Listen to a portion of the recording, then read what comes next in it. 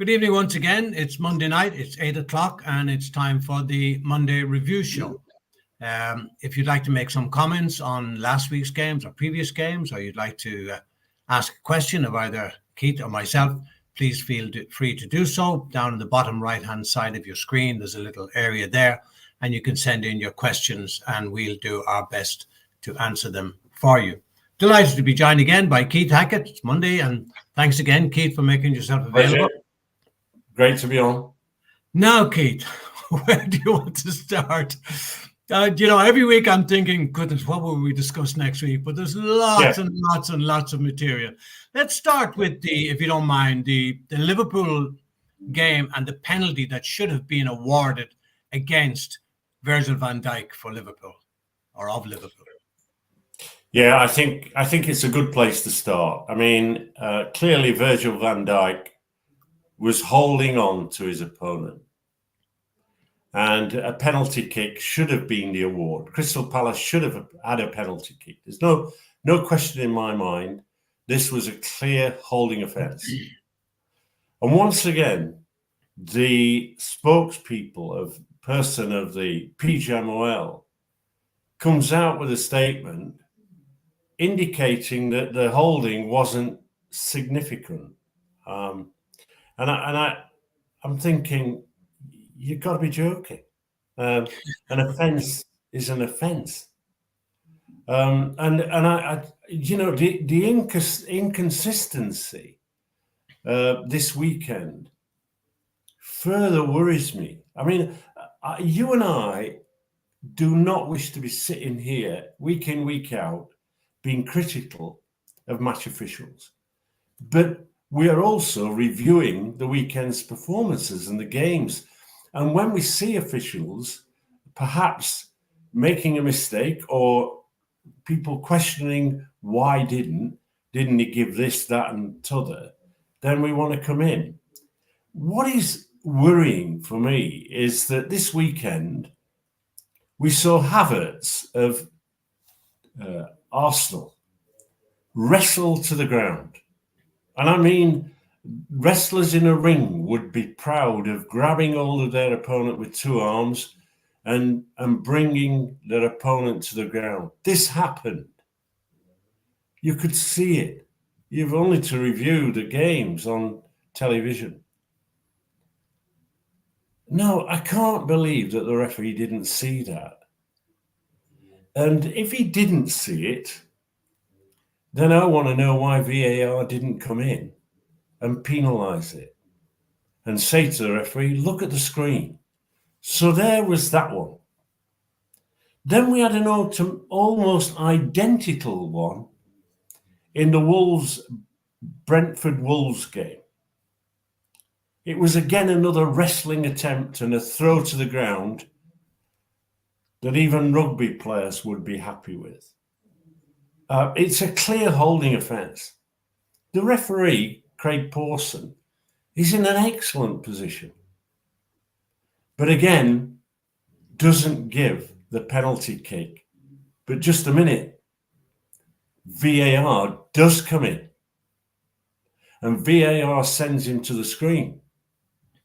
Craig Pawson, in seeing it and having the support of the VAR, went back and issued a penalty kick. So there is two incidents where the PGMOL are so far apart, they can't suddenly say, this is not, if you like, sufficient in the game of football to award a penalty kick. This was a clear, on both sides, a penalty kick. So we had that.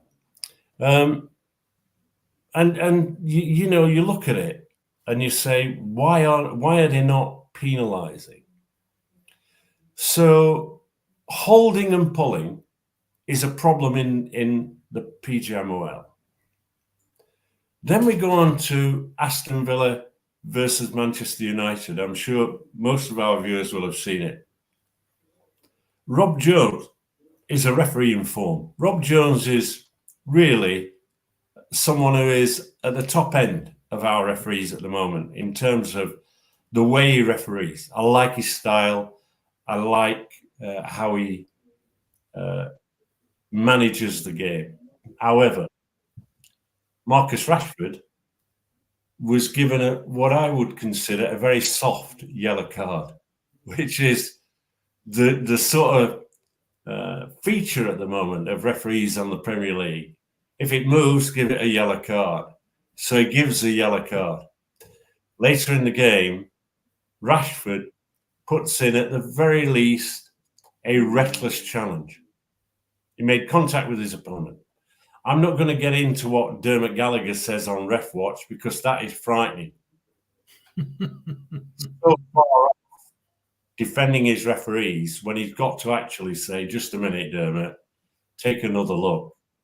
And if he doesn't understand why the manager of Manchester United, when a yellow card that should have been then followed with a red wasn't applied, he immediately substituted Rashford. Ten Hag knew exactly what had gone off. Ten Hag thought he was going to be down to 10 men. The referee, for the first time, showed a degree of weakness. Or was it his mental thinking? The first one was a soft one. But, you park that. You've given a yellow card. A second yellow is there. You have to issue it. So there are a number of issues where you get worried about how our referees are officiating. In the Leicester game, by the way, Brentford player punched the ball inside the penalty area, and it was subtle. We could all see it. I'm not being clever here. I'm just watching the match, and you suddenly go, the VAR must be watching that. The referee's not given handball. This is a penalty kick. But, what was amazing was the players didn't appeal. And, on the wrestling, they've got so used to it that it's now becoming part of the game. And I want to remind referees that's listening into our show, you're there to referee a game of football, not rugby. Yeah. And therefore, I think it's been a very poor weekend again. One bright spark was the fact that I thought that David Koo, who refereed Brighton v Spurs, officiated really well. There was an incident on the goal line where there was like the player, they came together and one of the players fell over like a sack of bricks. He just fell over backwards. And rather than issuing 2 yellow cards, he decided to give them a ticking off. And it was very public. It was seen.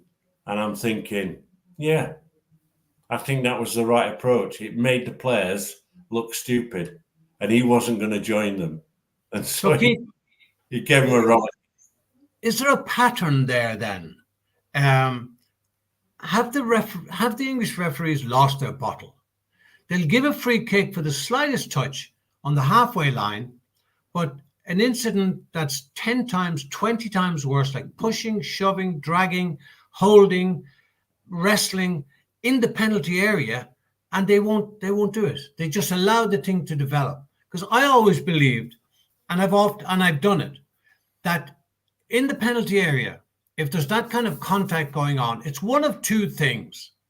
It's either a penalty kick to the attacker or it's a free kick to the defense. It's one or the other, but you cannot ignore it. And like you, and you have a lot more hair than I have, I pull my hair out when I see what's going on, that they're allowing this to happen right in front of them, particularly at a corner kick. They're right in there. They're either inside or certainly on the edge of the penalty area. They can't be blind. They have to see that this is going on. And yet, are they scared to do it? Are they scared to give that controversial decision one way or the other? Well, what I do is I begin to question the leadership because, I've been in that position of having the group of referees those that have been selected for the select group, the professional referees, sat in front of me. And it's at that point when you have a discussion. And it's at that point where you actually lay down your expectations. And I think that, Mark Elsie, colleague, often makes the comment, a lack of leadership, a lack of direction. And this weekend, a lack of common sense. And I'm thinking, he's right. Howard, in his position at the PGMOL, has to give leadership. But Keith, they're week after week after week. I know. They're not inexperienced. They've come up through the ranks. The same laws apply to the National League or Sunday morning game as does in the Premier League. So the same rules apply. It's only another game between two teams. And I think the referees need to shut out of their mind who the teams are, the ground that they're at, or the players involved, and just, have the law in their head and apply the law. No wrestling in the penalty area, a free kick or a penalty kick. I agree. I mean, at the end of the day, this might sound arrogant, but when I walked out over that white line, I was the guy that had to make the decisions. I was the guy 100%. In front of everybody that says, I'm going to referee this match. The way in which I got there. And I got there through hundreds of games and somebody saying, this must be a reasonably good referee.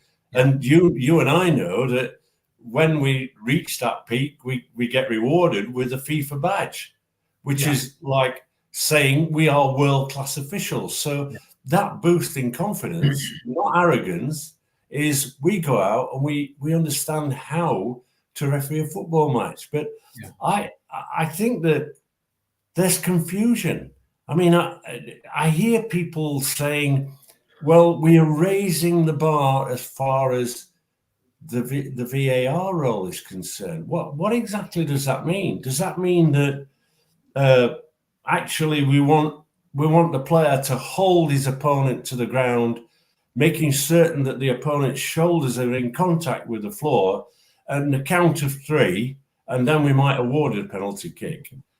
We're not wrestling, we're not rugby, we're football, and sadly, I think that we've got to recognise at the moment that refereeing is getting undone by the coaches and managers who are applying these things and asking their players to do certain things. Yeah. And it comes under the banner of cheating. It can't be any more. But, absolutely. But when Keith, have the referees lost their bottle?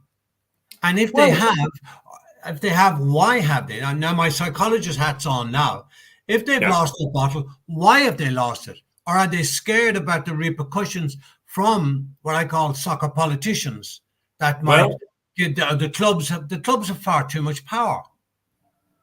Well, I think that in the role that I had, I made it very clear who set the scene as far as the application of the laws of the game and how we would referee the matches. I always think that it was interesting that when English FIFA referees went into Italy, they welcomed them almost with open arms because they said, oh, crikey, we've got officials with high levels of integrity and they refereed a game in the way it should be refereed, and that is applying the laws of the game. And Keith, what I've seen when English referees do go into Europe, they're totally different match officials than when they're in the Premier League. So now, why is that difference there? Has anybody asked that question? Well, I think that has to be the fact that we understand very clearly that, we've had several years of decline under the management of Mike Riley. Everybody would recognise that because of the way he wanted his officials to officiate. And I think that, one of the facets of a referee is personality. And what Riley was trying to do was to clone everybody. And in fairness, instead of cloning them towards the skill sets of a Michael Oliver, it was down to the guy at the bottom saying, well, actually, This is the level at which you operate. Now, if there's a weakness in what is happening at the moment, is the structure needs a refresh. It needs better coaching. And for me, if that means bringing people in from overseas, let's do it. Let us bring in, if that is, for example, I know there's a guy called Vlado San, who's at UEFA, Slovenian ex-referee, wonderful lecturer, sets the scene in terms of foul challenges and generally application of law. We've forgotten here the law. When that player was held in the Spurs game, to actually come out and say that holding offence didn't impact on the game is bemusing. Because holding in Law 12, the IFAB, is an offence for which it's either a free kick or a penalty kick. There isn't any question about the level of holding, the impact on the game. The law doesn't say that. Now, people might, in training, be saying that. Well, if they say that, then change the laws of the game to say it doesn't matter if anybody grabs his opponent with two arms around his chest and drags him to the ground. That's perfectly okay. We've got a new style of football. And at the moment, I think it is a lack of courage, a lack of direction, because I think Howard Webb could actually say tomorrow, we are going to penalise every holding offence in the penalty area. He notifies the managers. He takes a bit of heat in the first 2 or 3 weeks, and then we see a reduction. Until that happens, we're not going to see a reduction. I think the coaches know the referees, Keith. I think they know. You remember a guy called Joe Frickleton? Yes. He was in South Africa for many years, and he managed Kaiser Chiefs. He has passed away now, Lord rest him. But he came to one of our referees' meetings way back then. And he said to us, and I can still see him standing there, and I can still hear the words. He said, I know you guys. And he was pointing his finger. I know you guys. I know who'll give me a penalty and who won't. I know who'll give a yellow card and who won't. I know who'll give a red card and who won't. I know you guys. That's my job, to know you guys.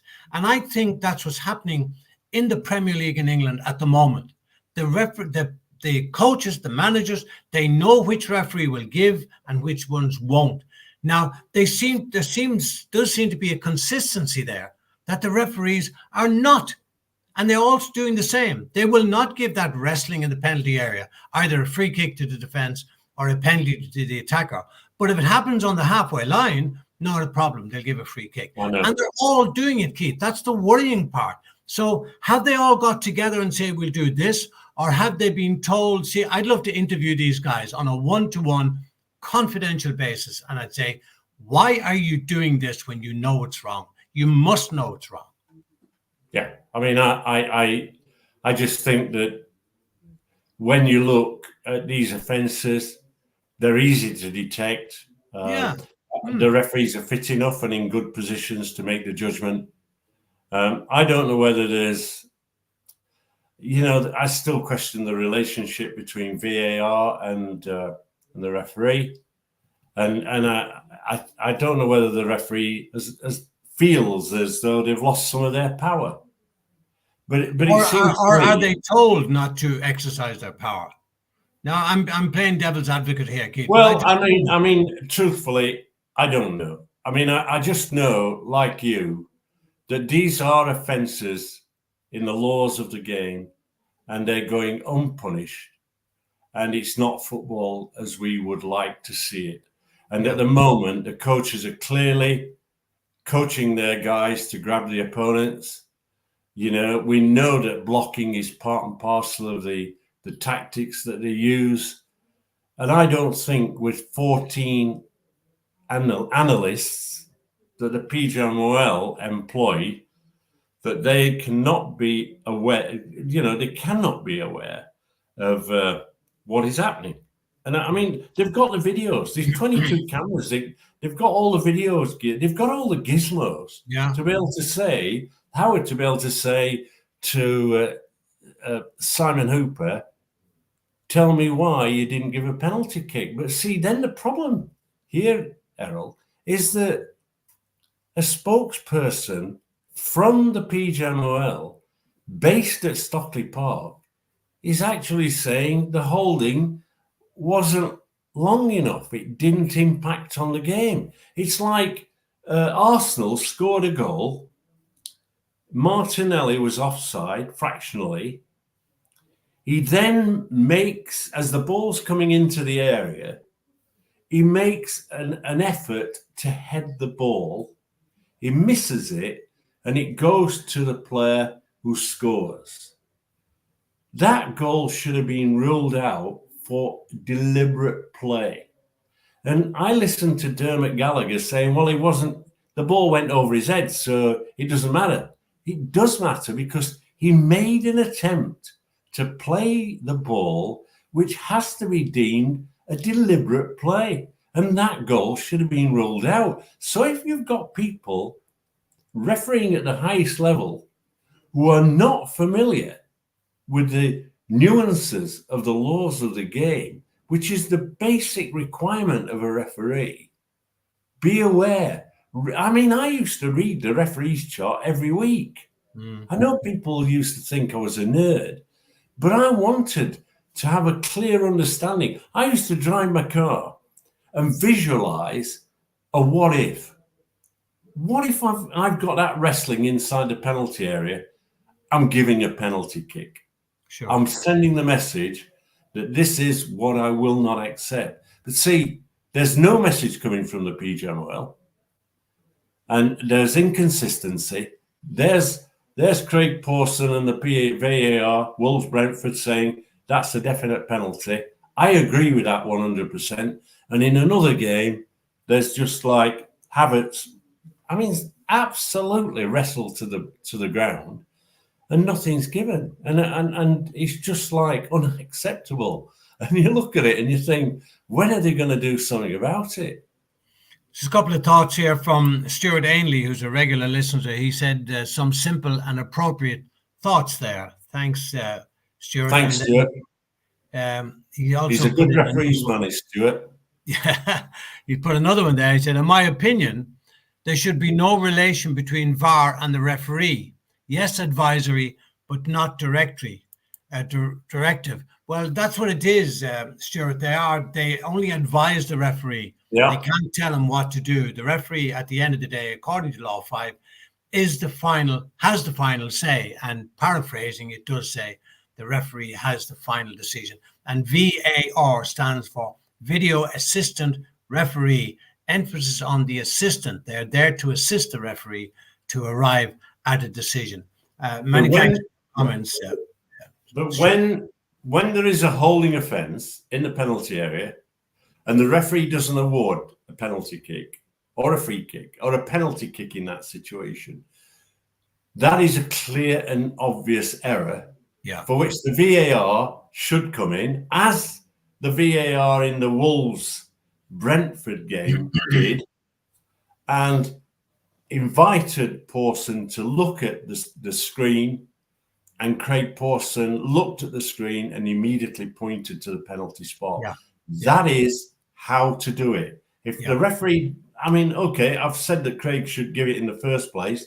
He didn't, but the VAR did come in. So if that group or that team of officials have done it this way, why is Simon Hooper, why is Tony Harrington and Salisbury, who are two Premier League referees, when Havertz was brought to the ground, why didn't Salisbury come in and say to Harrington, "This is you need to review the monitor"?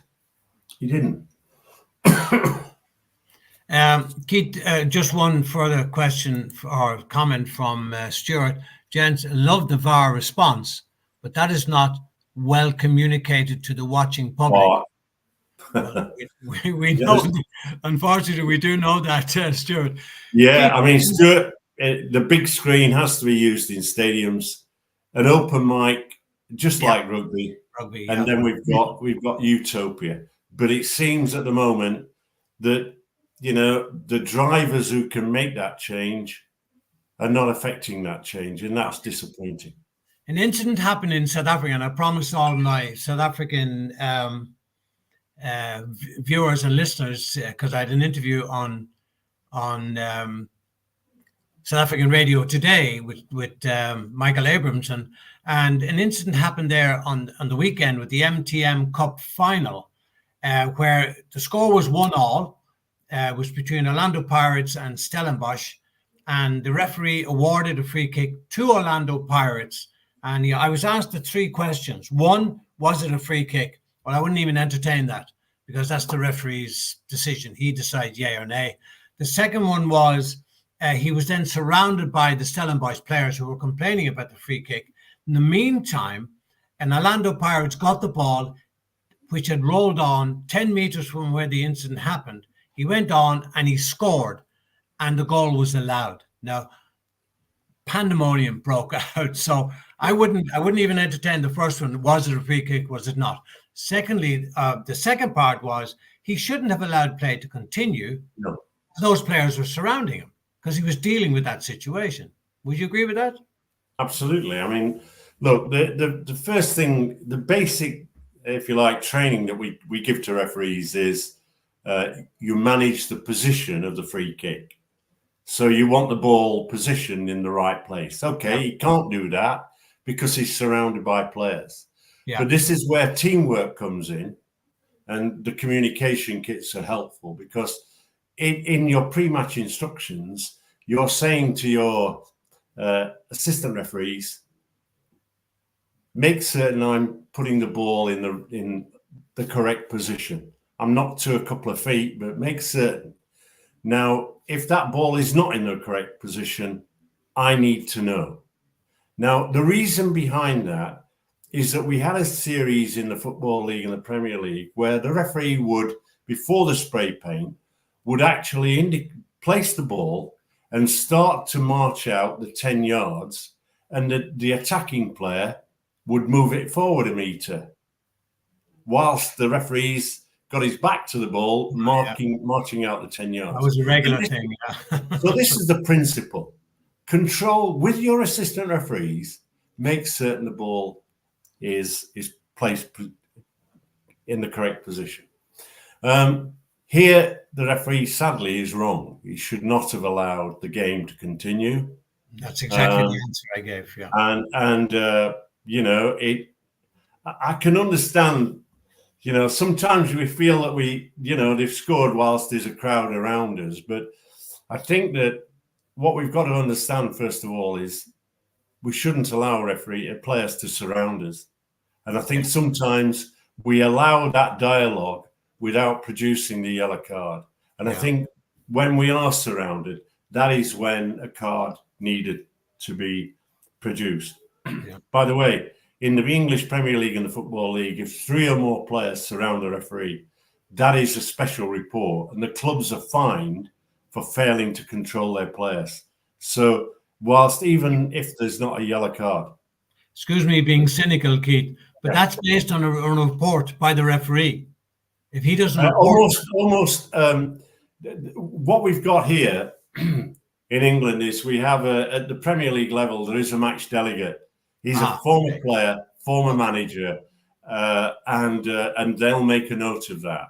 In the observer role at, say, at Football League level, this is one of the things that they look out for. The management of the free kick situation. In fact, it comes under the banner of managing restarts, because we have had instances in recent weeks where the game has been restarted.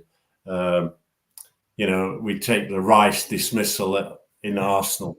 That wasn't a restart. And the referee jumped in and gave a second yellow. So these things are there for referees to learn. I hope young referees watching that in South Africa can recognize that just a lack of concentration and a lack of applying the law correctly can, in fact, put you in a very onerous position. And here, we want the outcomes of games to be achieved in a fair and equitable manner. And if the referee is surrounded, that's a tactical scenario. I mean, if he allows play to continue, what happens if there'd been a penalty kick? What you know, all those questions are raised. Yeah. So therefore, go back to basics. What you do on a, you know, I watch referees in the local park on a Saturday, and they apply the law much better than the professional referees often. They're nose up to the laws of the game and they apply them. And I think sometimes at the senior level, look, I'm as guilty as any other referee. We want the game to flow. We want least amount of interference. Indeed. But here is a senior referee who's clearly informed because he's got the final, and one lack of concentration and caught out. That's when you have to have the courage when the ball's in the back of the net to go, just a minute. Yeah. Bring it back, you know. And then the other question is, I'd love to see the video because I want to interrogate if he actually signaled for the free kick to be taken. I've got the video. I'm going to send it to you. Right, because that is a requirement in law. It doesn't mean you have to blow the whistle to restart. That's simple right. signal says restart. Has he done that? I'll send you that I'll video. go to the video. Okay. Many thanks once again, Keith. And thank you out there for watching. We'll do it all again next Monday. Until then, good night and God bless you all. Thank you. Thank you. Thanks.